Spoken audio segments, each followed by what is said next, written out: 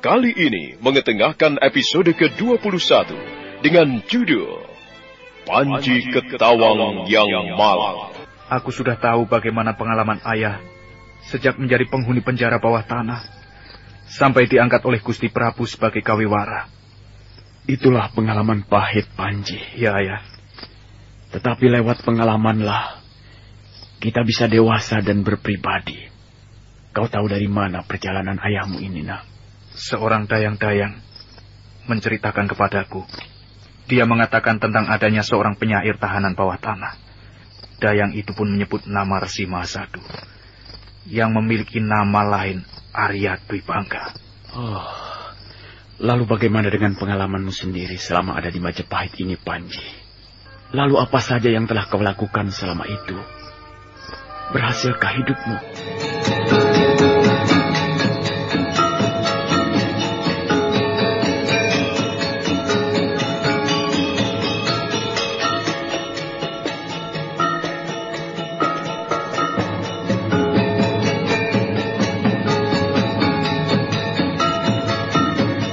Dalam seri ke-609 ini didukung oleh para pemain M. Abud sebagai Arya Dwi Pangga, Yoko sebagai Panji Ketawang, Rusli sebagai Rasemi, dan Asdi Suhastra pembawa cerita.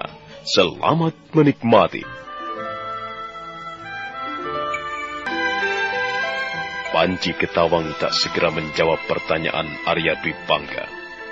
Dia merasa tidak mempunyai pengalaman menarik yang bisa dibanggakan. Dia tertunduk lesu, diam tak bergeming. Mengapa diam, Panji?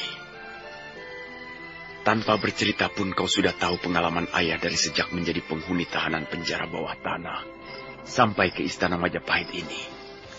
Sekarang ganti ayah ingin tahu. Bagaimana pengalamanmu sejak sampai di Majapahit dan selama hidup di Majapahit ini? Ayah, terus terang, aku tak punya pengalaman menarik yang pantas kuceritakan padamu. Bahkan aku malu kalau ayah tahu bagaimana aku menghadapi kehidupan di kota raja ini, ayah. Aku ingin tahu, Panji. Apakah ayahmu ini tidak boleh mengetahuinya? Padahal kita berpisah sudah cukup lama. Dan sekarang, kalau kita bertemu, apakah salah jika kita berbagi pengalaman?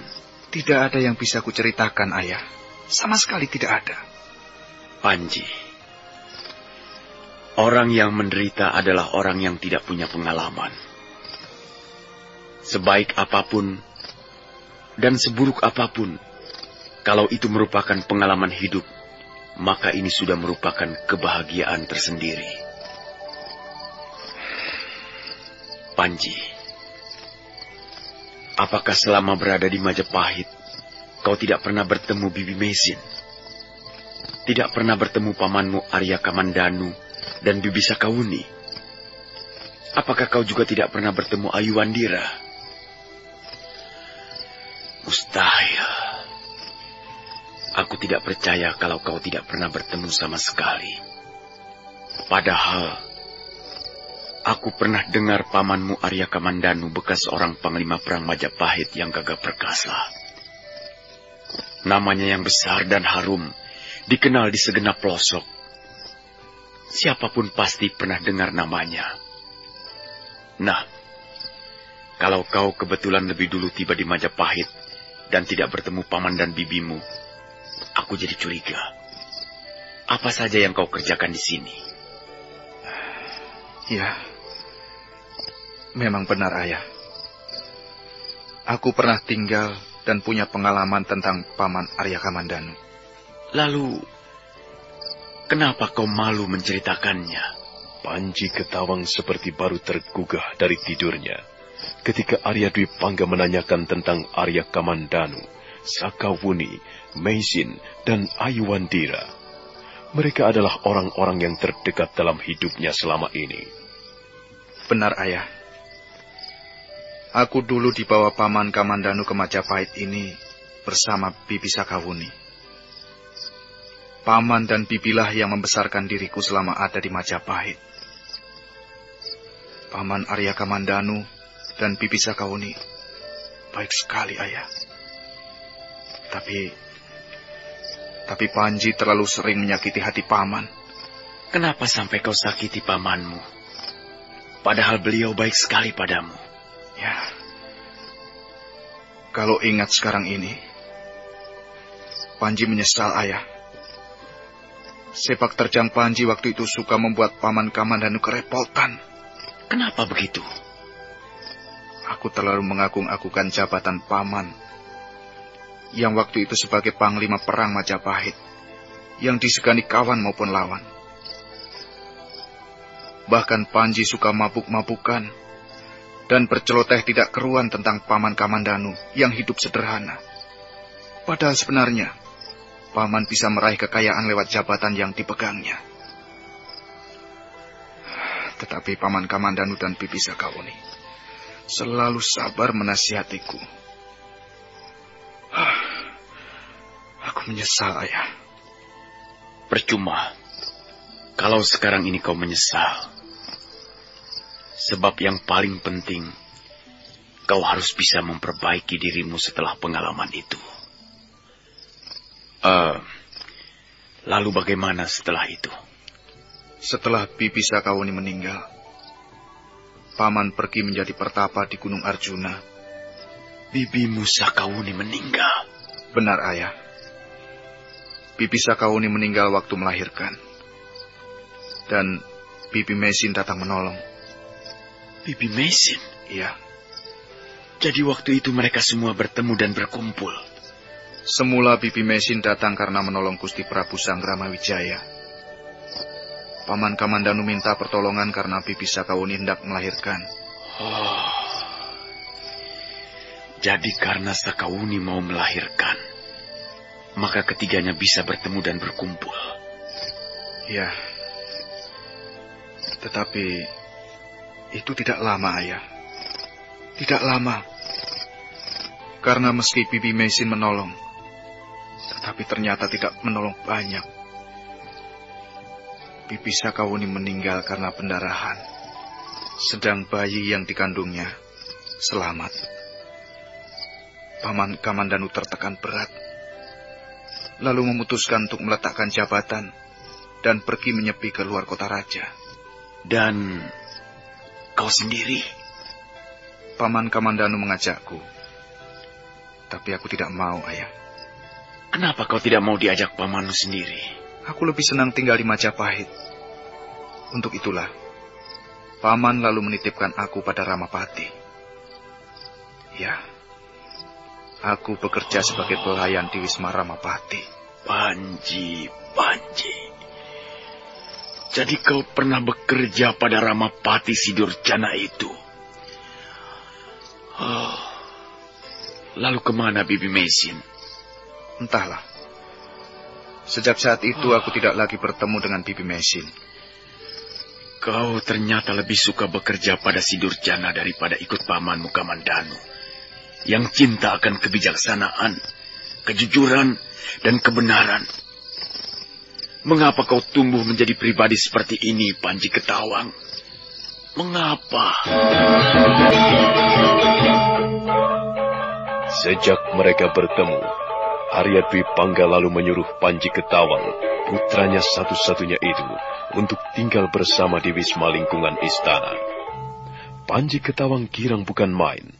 Betapa tidak, kini dia telah bertemu orang tuanya yang sudah hidup enak dan serba berkecukupan. Mulai sekarang kau tinggallah di sini bersama ayah. Jangan kemana-mana lagi. Aku tidak ingin ada perpisahan yang menyakitkan lagi. Iya, Ayah. Aku senang sekali dapat tinggal bersama orang tua kandung sendiri, Ayah. Tapi kau tetap harus kembali ke Tuan Rasemi.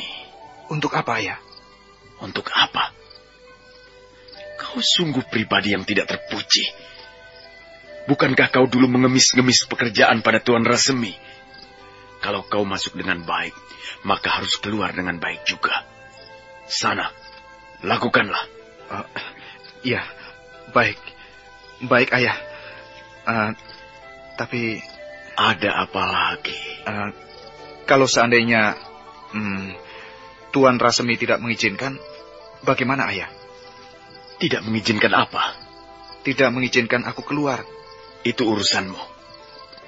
Berarti Tuan Rasmi sayang padamu. Apa salahnya tetap tinggal bersama Tuan Rasmi? Bukankah setiap saat kau masih bisa datang kemari menemui ayah? Ayah, aku tidak ingin tinggal bersama orang lain, ayah. Aku ingin di sini bersama ayah. Dasar mental jelek. Ayo pergi. Temui Tuan Rasmi dan katakan kau ingin pindah kemari. Lalu mintalah maaf kalau selama kau kerja di sana ada kesalahan yang mungkin tidak kau sadari. Baiklah, ayah. Akan kukerjakan. Dengan langkah gontai, Panji Ketawang terpaksa mengikuti kemauan ayahnya. Dia harus mohon diri atau pamit pada bekas majikannya Rasmi.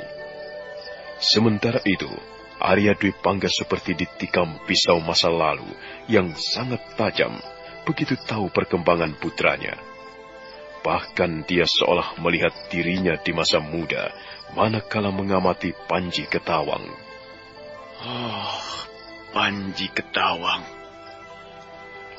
Mengapa aku lihat sosokku di masa muda pada dirimu? Apakah ini karma bagiku? Cemburu padamu hingga menyebabkan Narirati istriku pergi untuk selama-lamanya. Dan tanganku ini, mengapa tanganku ini begitu ringan menempeleng ibumu, Panji? Tangan terkutuk, tangan pencabut nyawa. Narirati, aku sebenarnya sangat mencintaimu. Tapi mengapa aku menempeleng wajahmu hingga kau terjatuh dan kepalamu terantuk lumpang batu? Lumpang batu, sialan.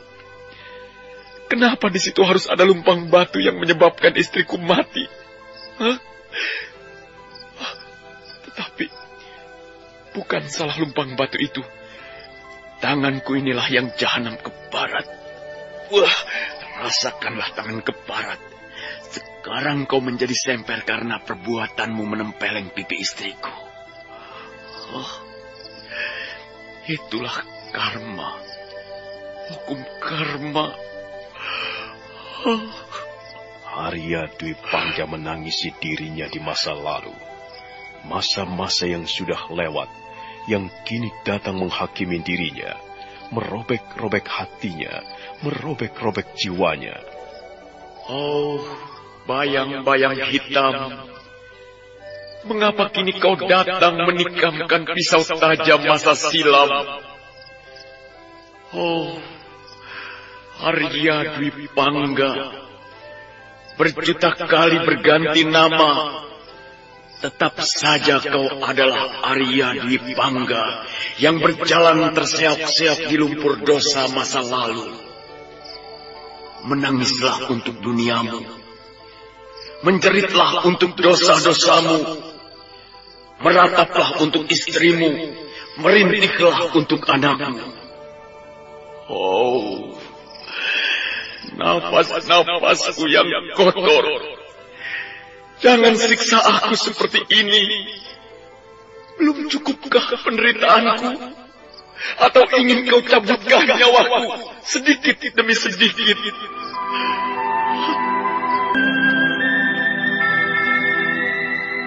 Kita tinggalkan Arya Dwi Pangga yang tengah dihakimi masa lalunya. Arya Dwi Pangga yang tak bisa membebaskan dirinya dari warna kelabu masa lalu. Kini kita beralih pada Panji Ketawang yang sedang menghadap Rasmi untuk mohon pamit diri sehubungan telah dipertemukannya pada ayahnya tercinta. Oh, jadi Resi Mahasadu sang kawiwara istana itu ayah kandungmu sendiri, Panji? Benar, Tuan Rasmi. Oh. Lalu ibumu bagaimana? Ibu telah wafat sejak saya masih kecil, Tuan. Begitu. Ya, aku ikut senang karena pertemuan itu. Apalagi perpisahan sudah sekian puluh tahun, Panji. Bisa kubayangkan bagaimana haru dan gembiranya hatimu dan ayahmu. Terima kasih, Tuan Rasmi. Sebenarnya aku terlalu sayang padamu, Panji. Sejak kau bekerja di sini, aku menyukaimu. Sebab belum ada seorang pegawaiku yang bisa bekerja seperti kau. Baik caramu bekerja, kerajinanmu bekerja, disiplinmu dalam mengerjakan sesuatu dan sebagainya. Tetapi aku tidak bisa mencegahmu atau menghalangi permohonanmu untuk berhenti. Nah, karena itu adalah hakmu, Panji. Kalau saja kau keluar dari sini tanpa tujuan yang jelas, aku pasti tidak akan mengabulkannya. Karena mencari pekerjaan di zaman sekarang tidak mudah, Panji. Seorang ahli pun belum tentu diterima bekerja di suatu tempat kalau belum ada pengalaman yang memadai. Akan halnya dirimu, Panji. Saya, Tuan Rasmi. Setelah kau keluar dari pekerjaanmu sekarang, lalu kau akan bekerja apa dan di mana? Saya akan tinggal bersama orang tua kandung saya. Ya, memang. Betul itu. Tetapi apakah kau hanya diam bermalas-malasan tanpa kerja sedikit pun? Ya, saya belum mempunyai gambaran yang jelas, Tuan. Panji, jangan cuma ingin jadi benalu. Itu tidak baik, kurang terpuji. Memang kau tinggal dan hidup dengan orang tua. Tetapi bekerja adalah hal yang mutlak bagi seseorang, Panji. Karena dengan bekerja, seseorang baru akan mempunyai arti. Dan arti di dalam hidup seseorang ialah kalau dia bisa berbuat sesuatu atau melakukan sesuatu bagi orang lain. Nah, melakukan sesuatu yang baik dan berguna bagi masyarakatnya. Barangkali untuk sementara, sebelum ada pekerjaan yang tetap, saya akan tetap menganggur dulu, Tuan. Ya, menganggur terlalu lama juga tidak baik, Panji. Apalagi orang tuamu Resi Mahasadu itu sudah hidup serba berkecukupan. Iya, Tuan. Yang dikhawatirkan adalah kau menjadi anak yang manja. Untuk apa kerja jika segala sesuatunya telah dicukupi di rumahnya? Nah, itu. Nah, hal seperti inilah yang kurang membangun buat perkembanganmu pribadimu. Maaf, Panji, maaf. Bukan maksudku menghalangi niatmu untuk keluar dari sini. Tidak, tidak. Aku cuma sekedar berpesan sebelum kau melangkah keluar dari sini, Panji. Dan pesan-pesanku ini sebaiknya kau camkan. Baik, Tuan Rasmi. Terima kasih atas perhatian dan nasihat-nasihat yang Tuan berikan ini. Ya. Dan satu lagi yang perlu kau ingat, Panji. Iya, Tuan Rasmi. Hidup ini keras. Karena hidup ini adalah perjuangan. Dan setiap perjuangan tentu ada kalah dan menang. Bagaimana supaya menang itu tergantung dirimu. Nah, bukan orang lain, bukan. Hidupmu adalah tanggung jawab dirimu. Semua sepak terjangmu kau sendiri yang menanggungnya. Terima kasih, Tuan Rasmi. Sekarang kau kemasilah barang-barangmu. Dan berangkatlah. Aku tidak keberatan kau pergi dari sini. Hati-hati, Panji. Jangan lengah. Jaga langkahmu baik-baik. Terima kasih, Tuan. Dan maafkan jika selama saya bekerja di sini, ada kesalahan yang menyinggung hati Tuan Rasmi. Iya, sama-sama. Maafkan juga aku kalau waktu kau kerja di sini, aku kadang terlalu keras padamu, Panji. Tapi, ya, itu semua demi dirimu. Demi masa depanmu. Rasmi terkejut ketika Panji Ketawang mengatakan bahwa Resi Mahasadu adalah ayah kandungnya. Namun di balik rasa terkejutnya, Rasmi ikut merasakan kegembiraan yang dialami Panji. Kini Panji Ketawang datang padanya bukan untuk minta pekerjaan, melainkan justru ingin mohon berhenti dari pekerjaannya. Rasmi terlalu sayang pada Panji. Sebab itu dia banyak berpesan padanya untuk bekal meniti hari depannya. Panji. Saya, Tuan Rasmi. Setelah keluar dari sini, kau akan bekerja di mana? Dan pada siapa? Saya belum ada gambaran apa-apa, Tuan. Selain tinggal bersama orang tua kandung saya sendiri. Ya, memang kau tinggal dengan ayahmu. Tetapi apakah kau lantas bermalas-malasan saja tanpa kerja sedikit pun, Panji? Iya, itu tergantung bagaimana ayah nanti, Tuan. Panji, kau masih cukup muda dan kuat. Jangan cuma ingin jadi benalu yang menempel terus pada orang tua. itu tidak baik dan kurang terpuji, Panji. Karena bekerja bagi seseorang adalah mutlak. Sebab dengan bekerja, seseorang baru akan memiliki arti. Dan arti bagi seseorang adalah kalau dia bisa berbuat dan melakukan sesuatu bagi orang lain. Iya, tapi untuk sementara sambil menunggu pekerjaan, saya mungkin akan menganggur dulu, Tuan. Ya, menganggur terlalu lama juga tidak baik, Panji. Apalagi kalau melihat ayahmu Resi Mahasadu yang sekarang sudah hidup serba kecukupan. Kau pasti akan cenderung untuk menganggur. Cenderung untuk menjadi anak yang manja. Apa-apa serba ada. Untuk apa kerja kalau semuanya sudah tersedia dan tercukupi? Nah, hal seperti itulah yang tidak membangun untuk perkembangan kepribadianmu, Panji. Maaf, Panji, maaf. Bukan maksudku menghalang-halangi kepergianmu dari sini. Tidak. Aku cuma sekedar berpesan sebelum melangkah dari sini. Baik, Tuan Rasmi. Saya akan camkan pesan Tuan ini baik-baik. Dan terima kasih atas perhatian Tuan. Ya, dan satu lagi yang perlu kau ingat, Panji Ketawang. Saya, Tuan. Hidup ini keras. Dan oleh karena itu, untuk bisa tetap hidup, seseorang harus berjuang. Sebab hidup adalah perjuangan. Dan perjuangan tentu membutuhkan pengorbanan. Ya, tinggal tergantung kau sendiri apa yang hendak kau korbankan. Harga dirimu, jiwamu, nama baikmu, atau apa? Nah, di dalam perjuangan pasti ada yang kalah dan ada yang menang. Dan tak seorang pun yang ingin kalah, Panji, termasuk juga kau. Sedangkan untuk menang, tinggal tergantung dirimu, bukan orang lain, Panji. Saya, Tuan. Dan ingat, Panji, hidupmu adalah milikmu sendiri. Segala sepak terjangmu adalah tanggung jawabmu. Rasmi berpesan panjang lebar pada Panji, sebelum kemudian dia melangkahkan kakinya, meninggalkan Wisma Rasmi. Diam-diam Panji merasa bebas, karena sejak saat itu, dia tidak lagi ada di bawah perintah dan kuasa siapapun, kecuali dirinya sendiri. Rasmi menatap kepergian bekas pelayannya itu dengan pandangan bangga, karena si anak telah menemukan kembali orang tuanya. Kita tinggalkan Rasmi yang tengah memberikan wejangan-wejangan kepada Panji Ketawang. Kini kita beralih pada Resi Mahasadu di wismanya. Sang Resi tengah menghadap meja tulis.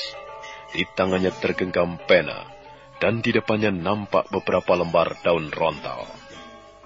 Panji Ketawang, Panji Ketawang. Mengapa diriku di masa lalu ada padamu? Mengapa kau warisi sifat dan adat ayahmu yang tidak baik? Aku menginginkan kau seperti ibumu, nak. Ibumu itu baik sekali. Lemah lembut dan penuh pengabdian pada suami. Ibumu itu wanita utama di dunia ini. Hanya ayahmu saja yang kurang ajar. Tidak mau diatur. Dan maunya menang sendiri. Oh, Narirati istriku. Kau baik, penuh pengertian dan sayang padaku. Tapi, mengapa aku begitu teganya mencabut nyawanya? Narirati, maafkan aku. Maafkanlah suamimu ini.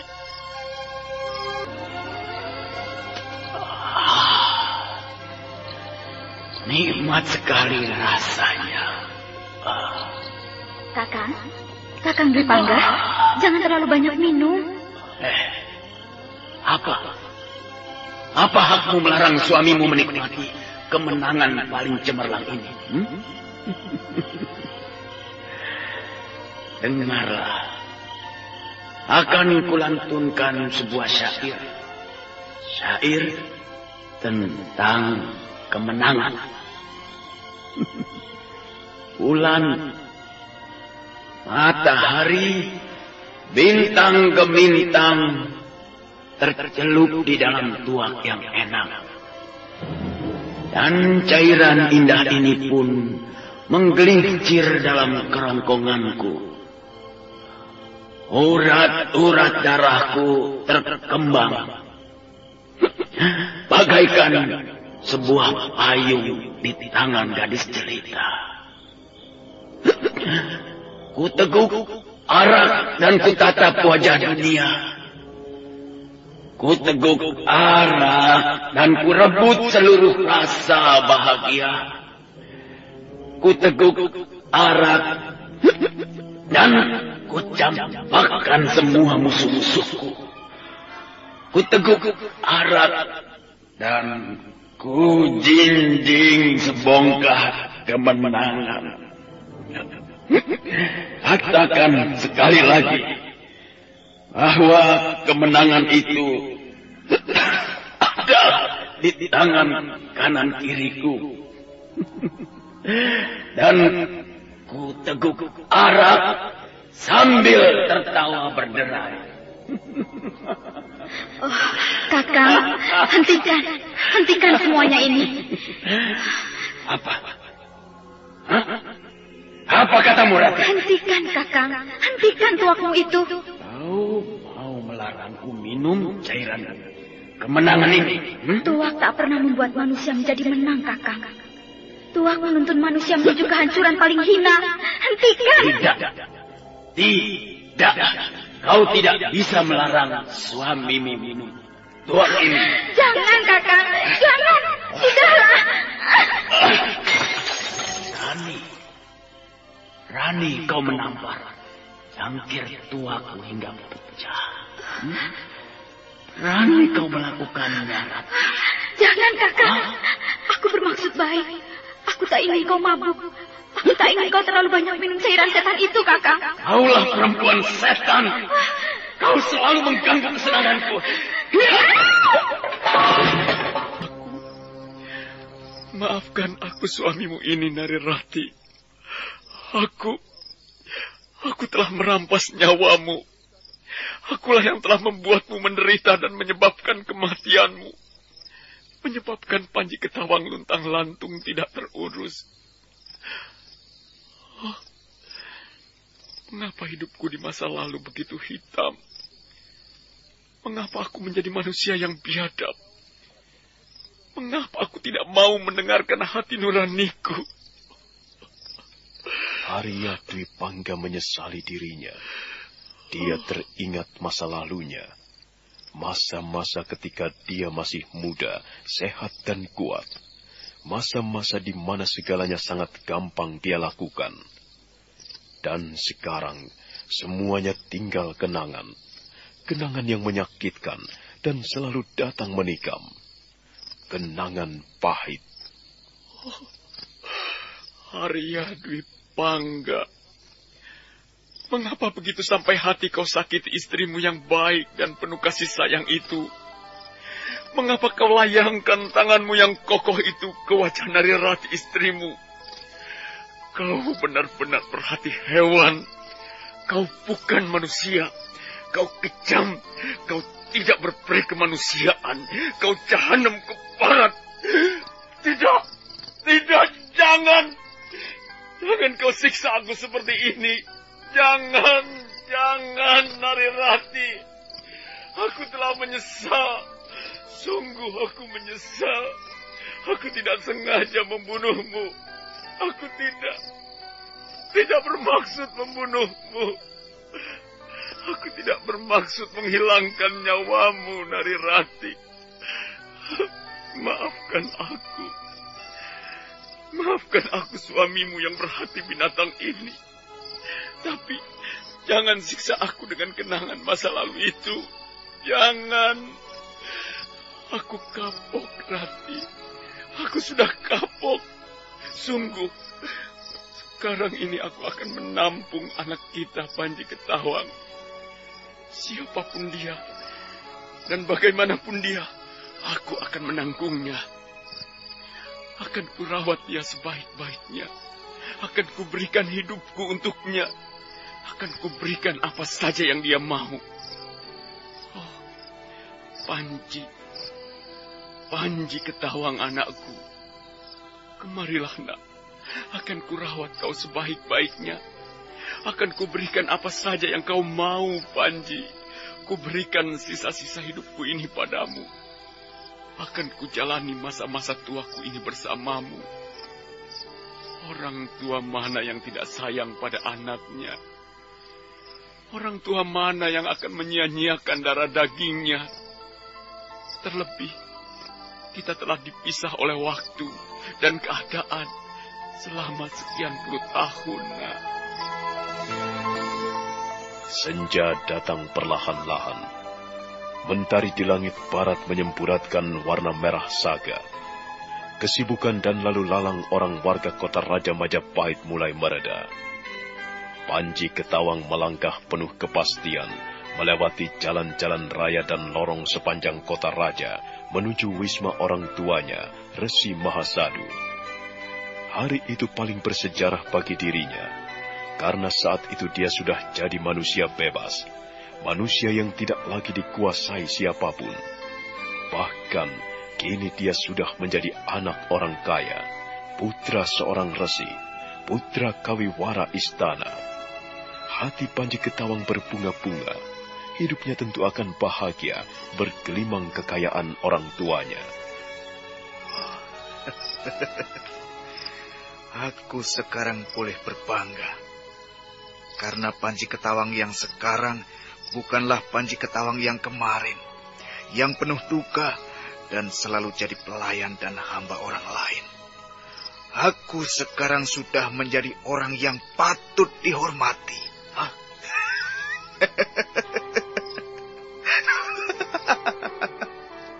Kalau dulu aku pernah berjaya dengan hidup sebagai keponakan Arya Kamandanu, sang panglima perang Majapahit yang disegani siapapun, kini aku boleh bangga karena orang tuaku yang kaya raya. Sambil melangkahkan kaki menuju wisma Resi Mahasadu, Panji Ketawang sibuk berbicara dengan dirinya sendiri. Dia tidak hirau dengan keadaan sekeliling. Tujuannya cuma satu, wisma orang tuanya, Arya Dwi Pangga, sang Resi Mahasadu yang kini sudah mapan hidupnya sebagai seorang pujangga istana.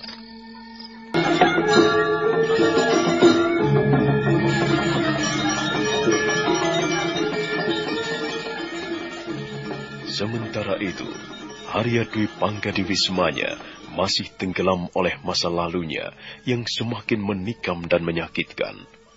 Dia sudah berusaha mengipaskan kenangan pahitnya. Dia sudah berusaha melemparkannya jauh-jauh, tapi kembali datang dan datang lagi. Pijakan kaki dan melangkahlah. Jangan toleh ke belakang. Jalan terpampang di depan. Aral yang melintang takkan terlompati tanpa keberanian yang menggeram. Bakarlah mentari, pecah belah rembulan, gugurkan gemintang. Arya Dwi Pangga merangsak, mencampakkan masa suramnya. Tapi lagi-lagi bayangan hitam datang dan menerkamnya. Kembali dia goreskan penanya. Sebelum hari menjadi gelap dan jalan tak lagi nampak, mengapa tak langkahkan kaki agar sempurnalah perjalanan ini? Waktu yang terus berpacu dan musim yang berganti-ganti adalah nafas kehidupan di mana kebimbangan tak perlu lagi diulang. Hidup hanyalah sepenggal kisah yang akan berlanjut di alam entah.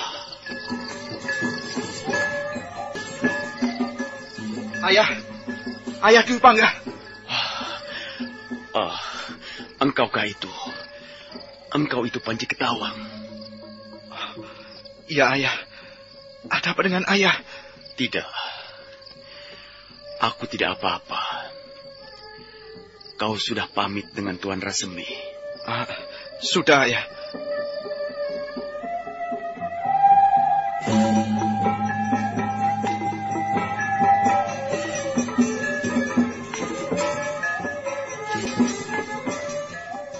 Panji Ketawang heran, ada apa dengan ayahnya? Sementara Arya Dwi Pangga mencoba bersikap tenang dan menguasai dirinya.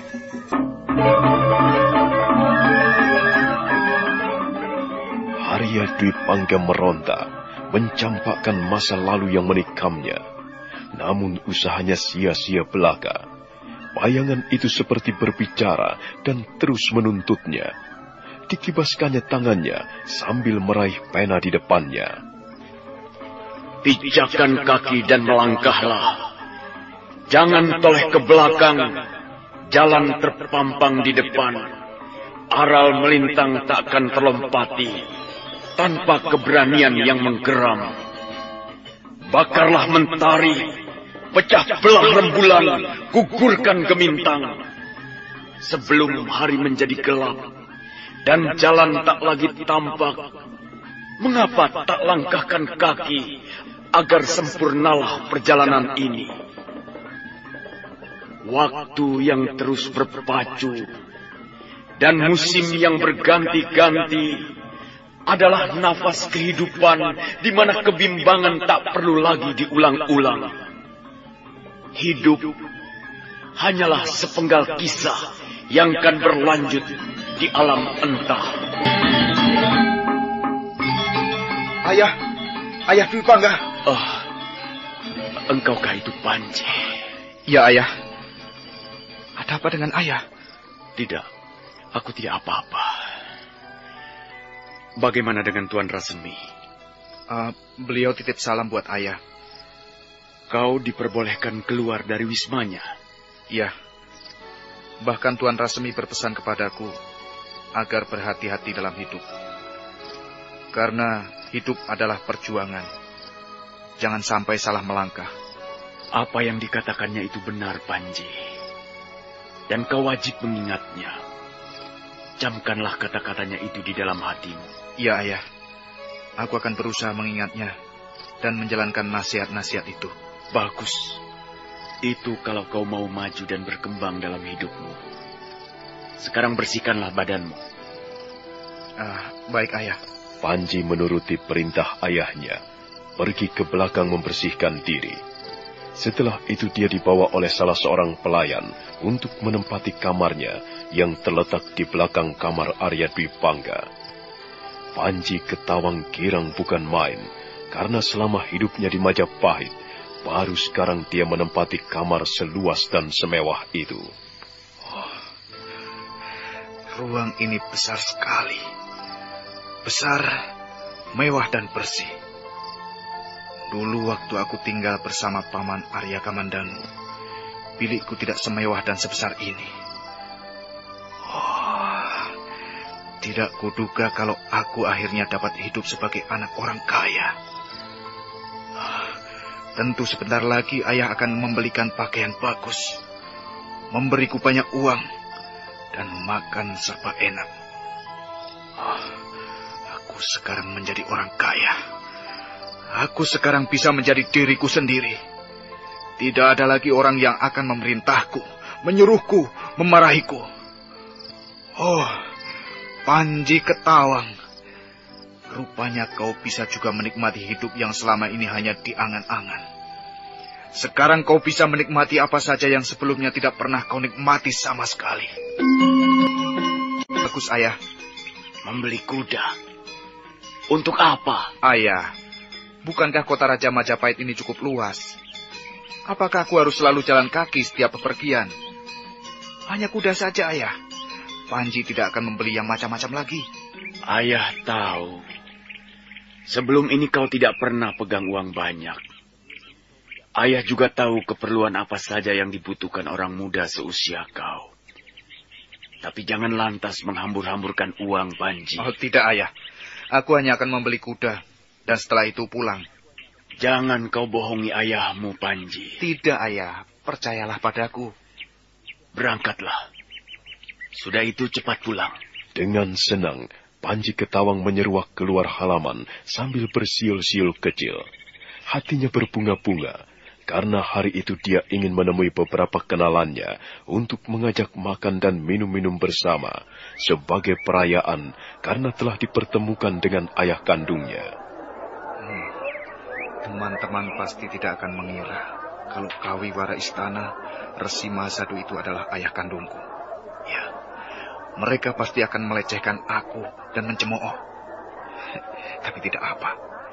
Nanti, begitu mereka kuajak makan-makan dan minum sampai mabuk, pasti mereka baru akan percaya bahwa Panji Ketawang yang sekarang ini bukan orang miskin lagi.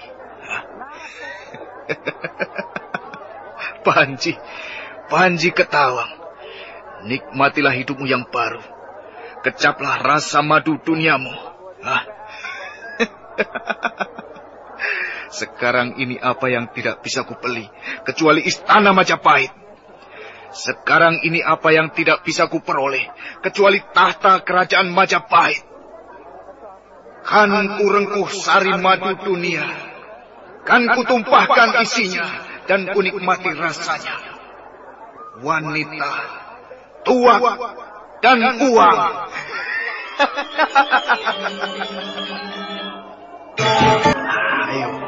Ayo minum sepuasmu, makan sesukamu. Pelayan, bawakan lagi kunci-kunci tuak itu kemari. Cepat pelayan, cepat. Jangan takut tidak dibayar. Ayo kawan-kawan, jangan sungkan-sungkan. Ayo minum dan makanlah sepuasmu. Sidu, jangan cuma namamu saja Sidu, sejenis minuman keras. Tapi minum tuak saja tidak sampai 1 guci.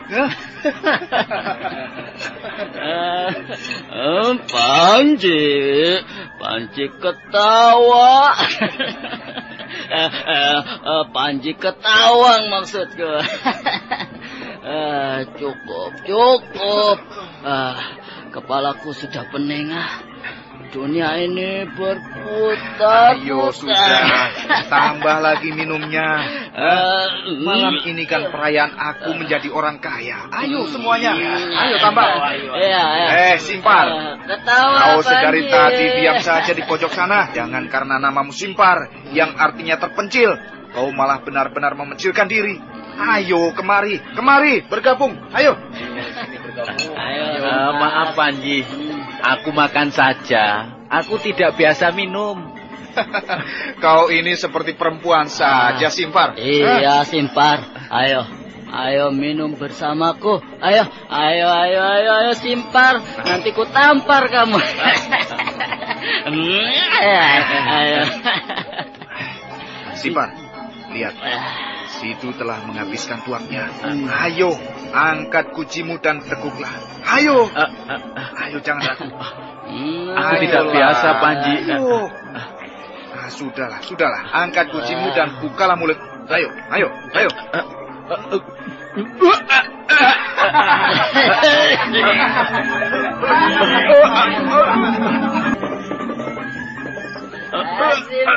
Simpar.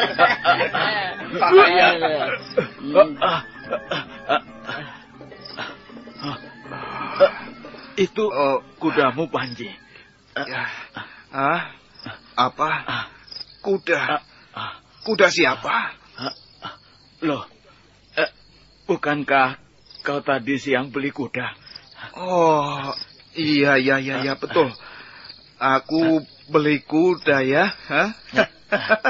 Kuda. Ayo, kupapa naik ke kudamu. Sidu mana, Simpar? Dia sudah mabuk. Apa? Mabuk? Sipar. Aku tidak mabuk, tolol. Aku cuma kebanyakan minum. Mabuk dan kebanyakan minum itu lain, tolol. Simpar. Kalian berdua. Apa? Antar aku pulang. Antar pulang? Iya. Tidak.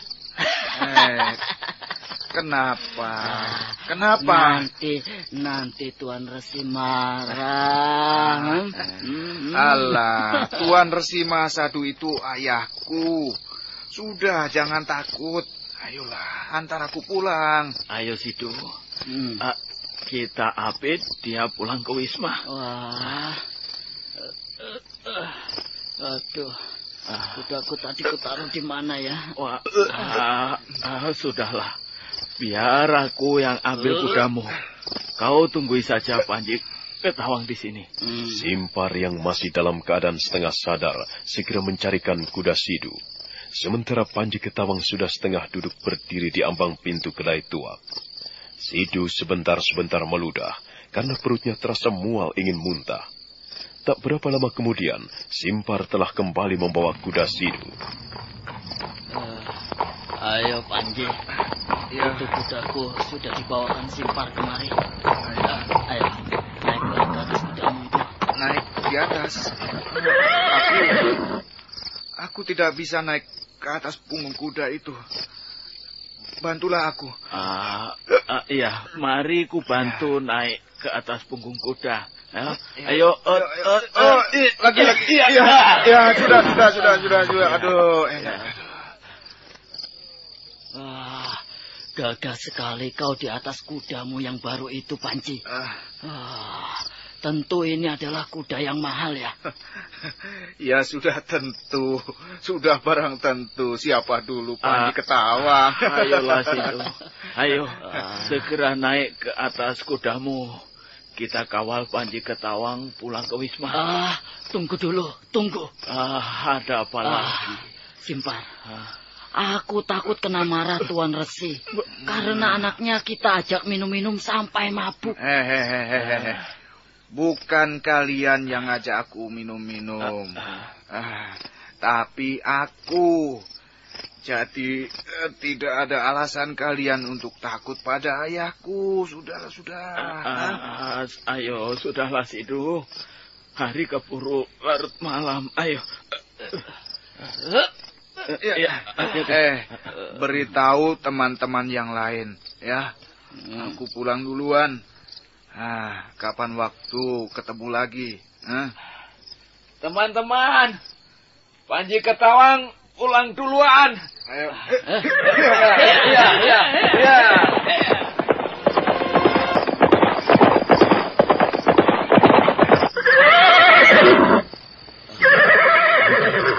Biar ku antar kau sampai di sini saja.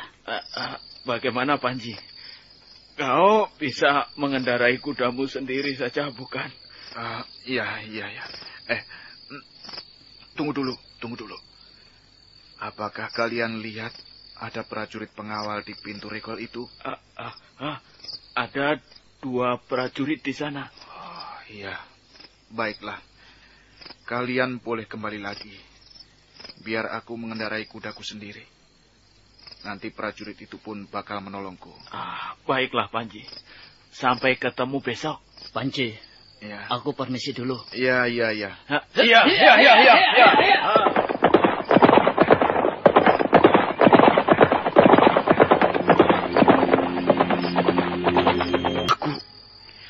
Aku tak bisa mendidik anak kita sewajarnya.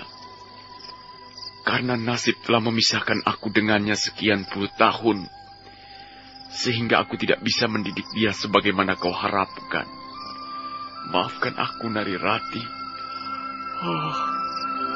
Karena waktu telah memisahkan aku dengan Panji selama sekian puluh tahun. Maafkan aku, Narirati, istriku.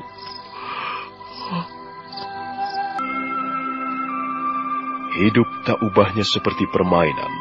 Ada kalah, ada pula yang menang. Sebagaimana ada siang dan ada malam. Kadang kita ada di atas, terkadang pula berada di bawah. Itulah hukum dunia, hukum alam, di mana kita tak kuasa untuk menampiknya. Arya Dwi Pangga yang kini tengah ada di puncaknya, ternyata harus melihat ke bawah pada putranya, Panji Ketawang. Sedang kehadiran Panji Ketawang yang semula diharapkan menjadi pelengkap kebahagiaannya, kini malah sebaliknya. Panji Ketawang, mengapa hidupmu membabi buta? Kelakuanmu semakin menjadi jadi. Tidak dapatkah sedikit prihatin meski keadaan hidup kita sekarang jauh lebih baik dibandingkan dulu? Jangan menjadi lupa diri, anakku. Hiduplah sewajarnya. Oh, Sang Hyang Widiwasa, Kembalikanlah anakku pada jalannya yang lurus. Hukumlah aku atas dosa-dosaku di masa lalu. Cabutlah nyawaku karena dosa-dosa itu. Tapi jangan biarkan anakku satu-satunya menjadi semakin salah jalan. Dewata Agung, jangan kau timpahkan dosa-dosaku kepada Panji Ketawang. Biarlah aku saja yang menerima semua hukuman darimu. Tapi jangan anakku. Aku tahu engkau maha adil, maha bijaksana dan maha kuasa. Dengarlah ratap hambamu yang hina dina ini, dan luluskanlah permohonanku. Tak kurang-kurangnya Arya Dwi Pangga berdoa siang maupun malam. Bahkan tidak makan dan minum, hanya untuk mati raga, demi kembalinya Panji Ketawang pada jalannya yang benar.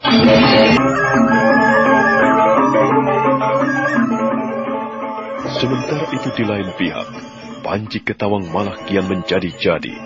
Dia mengandalkan kekayaan Arya Dwi Pangga untuk hidup berfoya-foya bersama beberapa temannya. Penyakitnya masa kecil ketika tinggal bersama pamannya, Arya Kamandanu dulu, kini kambuh lagi. Dia menjadi sok dan mentang-mentang. Hasil keringat atau jerih payah ayahnya, dia hambur-hamburkan begitu saja. Simpan, ikut aku nanti malam. Kemana, Panji? Kita keluar kota. Bukan begitu, Panji? Ya. Sudah berapa lama aku tidak ke desa Tumpih Angin? Betul, Panji. Aku sendiri sejak jarang jumpa kau, tidak pernah lagi ke desa yang menyenangkan itu, Panji. Aku tidak ikut, Wah, kau ini selalu menolak kesenangan, Simpar. Jangan seperti perempuan, Simpar. Mau kemana-mana selalu banyak pertimbangan. Kita bertiga saja. Tidak perlu mengajak teman-teman yang lain. Cocok, Panji. Aku sendiri kalau pergi kemana-mana lebih dari 3 orang sudah tidak mengesankan lagi. Baiknya memang cukup bertiga saja, ya toh? Aku memilih tidak ikut karena aku tidak punya uang. Sudahlah. Jangan cemas soal uang. Apa aku bilang, Simpar? Apa? Kalau Panji mengajak itu, artinya tinggal bagaimana kesediaanmu. Iya atau tidak? Soal uang itu kan nomor 2 dan 3, ya toh? Ayo, sudahlah, Simpar. Ikut saja, ayo. Baiklah. Sampai ketemu nanti sore, ya. Kau mau kemana, Panji? Aku mau ke pasar membeli beberapa potong pakaian. Aku ikut, ayo, Simpar. Daripada cuma duduk ngelamun di sini, ya nanti setelah mengantar dan menemani Panji berbelanja, seperti biasa itu, mampir ke kedai minuman. Ayo. Sudahlah, ayolah. Jangan buang-buang waktu.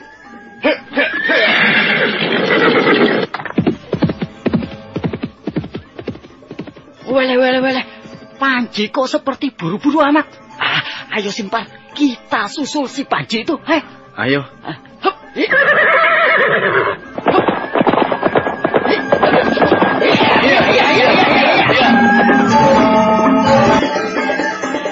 Desa Tumpih Angin terletak di luar kota Raja Majapahit.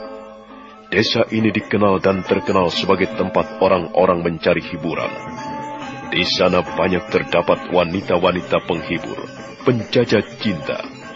Para pengunjung yang datang pun dari berbagai golongan. Ke tempat inilah Panji Ketawang mengajak Sidu dan Simpar mencari kesenangan. Panji, sebaiknya kita bertiga ini pisah tempat saja. Masing-masing mencari pasangan yang cocok. Aduh, bagaimana? Kau setuju kan? Tapi Sidu, jangan terlalu jauh. Carilah tempat yang berdekatan atau bersebelahan, ya. Aku di kedai itu saja. Aduh. Lagi-lagi kau ini jadi perkara, Simpar. Aduh, carilah perempuan yang cocok denganmu. Jangan khawatir. Panji akan membantu kalau kau tidak bawa uang. Ayo. Sungguh, Simpar. Aku tunggu di kedai minum itu saja, Panji. Sudahlah, jangan begitu kawan. Aku mengajak kalian kemari untuk bersenang-senang. Jangan memencilkan diri. Iya, jangan mentang-mentang namamu Simpar, lantas mau memencilkan diri terus. Iya, aku juga bingung kenapa orang tuaku memberi nama Simpar, yang artinya terpencil. Aku barangkali memang sengaja supaya aku selalu terpencil dari pergaulan yang seperti ini. Sembarangan bicara. Justru inilah yang dinamakan hidup. Kalau tidak untuk mencari kesenangan, lantas buat apa hidup ini? Simpar. Kesusahan itu tidak usah dicari, karena dia pasti datang dengan sendirinya, ya toh? Tapi kesenangan Simpar. Kalau kita tidak mencari, mana mungkin dia datang sendiri. Bukan begitu, Panji? Cocok sekali dengan namamu, Siduk. Waduh. Artinya sejenis minuman keras. Kalau kita sudah akrab dengan minuman keras, tuak, maka kurang lengkap kalau tidak disertai dengan perempuan. Ya toh? Sungguh, Panji. Aku bersungguh-sungguh. Kalian sajalah yang mencari teman perempuan. Biar aku di kedai minum itu saja. Tidak bisa begitu, Simpar. Betul, Panji. Betul. Tidak bisa begitu saja. Aku... Sudahlah. Kalau begitu kita satu tempat saja. Bukankah di satu tempat selalu menyediakan lebih dari satu perempuan? Iya. Tidak ada jalan lain. Bersatu kita teguh, bercerai kita kebingungan. Lalu ketiga bersahabat itu menyeruak di antara kerumunan orang yang lalu lalang. Dari satu rumah ke rumah lainnya, mereka keluar masuk. Sampai akhirnya, mereka merasa mendapatkan tempat yang cocok. Wah, di sini perempuannya manis-manis. Waduh. Aku bisa betah di sini, Panji. Tapi jangan lupa, carikan juga buat Simpar itu. Tidak, aku... Pelayan, bawakan beberapa guci tua ke meja ini. Cepat. Panji, kau tengok perempuan yang ada di sudut itu. Yang mana? Waduh, itu yang di sudut itu. Iya. Lumayan dan cocok sekali buat kau. Sayang. Dia sudah bersama laki-laki. Tuan, ini minuman yang tuan pesan. Kurang. Kenapa cuma 3 guci? Ambilkan 5 guci lagi. Ayo. Pelayan. Jangan takut tidak dibayar ya. Kawanku ini anak seorang pejabat. Dia banyak uang. Ayo. Ambilkan beberapa guci lagi. Ayo. Iya. Banyak sekali kau pesan minuman. Nanti kalau sampai mabuk, bagaimana kita bisa pulang? Simpar. Itu urusan nanti. Nginap di sini pun tidak jadi perkara. Bukankah begitu, Panji? Bagaimana, Panji? Kau sihir tidak pada perempuan yang ada di sudut itu? Boleh. Tapi masih ada tamunya. Itu urusan belakang. Gampang diatur. Tuan, ini 5 guci tua yang tuan pesan tadi. Pelayan. Iya, jangan Tuan. Pergi dulu. Sini. Aku mau tanya. Iya, Tuan. Ada apa, Tuan? Begini ya. Iya. Kau tahu siapa wanita yang sedang duduk berdua dengan laki-laki tua di pojokan itu? Iya, Tuan. Kenapa? Namanya siapa? Maksud siapa? Tuan, perempuan berambut panjang sepinggang, berwajah bulat telur, berkulit kuning langsat, dan manis senyumnya itu. Betul. Iya, siapa lagi kalau bukan dia? Namanya Nyi Lempit, Tuan. Dia paling banyak menerima tamu, Tuan. Dan tamu-tamunya itu biasanya dari golongan atas, tua dan muda. pelayan? Iya, Tuan. Kamu pikir ini kami siapa? Hah? Kawanku yang satu ini anak orang kaya. Ayahnya seorang pejabat istana Majapahit. Iya. Jangan macam-macam dengan kami ya. Jangan macam-macam. Tidak, Tuan. Maksud saya itu loh, Tuan. Nih, uang untukmu. Dan katakan padanya temanku ini membutuhkannya. Ayo, cepat sana. Ayo. Baik, Tuan. Baik. Sidu. Jangan cari keributan di sini, malu. Elah, simpar. Aku bukan cari keributan. Soalnya di tempat seperti ini ya, hal-hal begini sudah lumrah, Simpar. Siapa punya uang, dia yang berkuasa. Sudahlah. Mari kita teguk dulu minuman ini. Jangan terlalu dipersoalkan. Ayo, kita minum sama-sama. Ayo.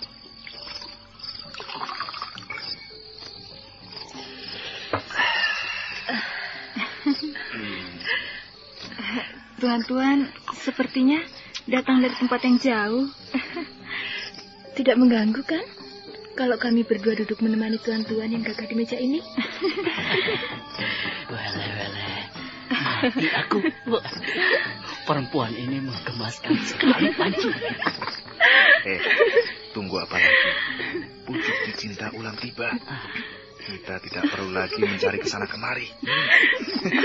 Tuan-tuan, kok berbisik-bisik? Apakah tidak menyukai kami ya? Tidak. Bukan. Kami bisik-bisik karena kalian ini manis-manis dan cantik-cantik. Apa salah jika kami bisik-bisik karena mengagumi kalian berdua? Iya. Pintar merayu rupanya Tuan ini. Tidak. Kami bicara apa adanya. Nyai berdua memang luar biasa. Apanya yang luar biasa, Tuan? Itunya. Sudahlah. Maksud teman saya ini yang luar biasa adalah senyum Nyai yang menggoda, wajah Nyai yang lembut, dan tubuh Nyai yang molek itu. Oh, itu. Oh, iya. Apakah tidak ada satu perempuan lagi? Apa tidak cukup satu? Oh, bukan. Maksud kami untuk teman kami yang satu ini.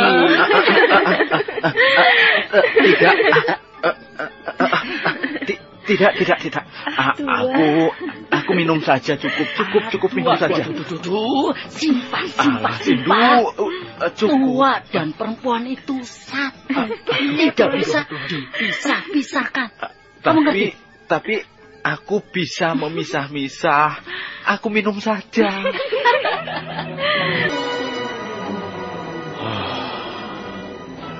Panji. Kemana saja kau malam selarut ini belum juga pulang? Aku selalu khawatir, nak. Aku takut terjadi apa-apa pada dirimu. Kaulah satu-satunya anakku. Pada dirimulah kuharapkan hari tuaku nanti. Sebab, pada siapa lagi nanti aku bergantung kalau bukan pada dirimu. Tetapi kenyataannya sekarang kau sungguh lain. Tidak seperti yang aku harapkan. Oh, Dewata Agung, penguasa semesta alam, pemegang nasib dan hidup manusia, bimbinglah langkah anakku agar berjalan lurus sesuai kehendakmu. Jangan biarkan tangan jahat merengkuhnya. Hindarkan dia dari jemari iblis yang bisa mencampakkan dirinya. Aku rela menderita apa saja demi kebaikan anakku. Hukumlah aku, tapi jangan hukum anakku. Oh, Dewata Agung, dengarlah suara yang parau karena ditekan kegelisahan. Luluskanlah permohonan hambamu yang hina dan rendah ini. Suara Arya Dwi Pangga semakin parau. Doa-doa tak pernah lepas dari mulutnya. Sebagai seorang ayah, dia merasakan kemelut yang tengah diderita anaknya. Secara batiniah, dia selalu mengikuti kemana arah dan langkah Panji Ketawang berjalan. Nah, akankah Panji Ketawang menyadari kekeliruannya selama ini? Dan mungkinkah sebagai seorang ayah, Arya Dwi Pangga akan bertindak keras. Saudara pendengar, silakan menunggu seri berikutnya. Sampai jumpa.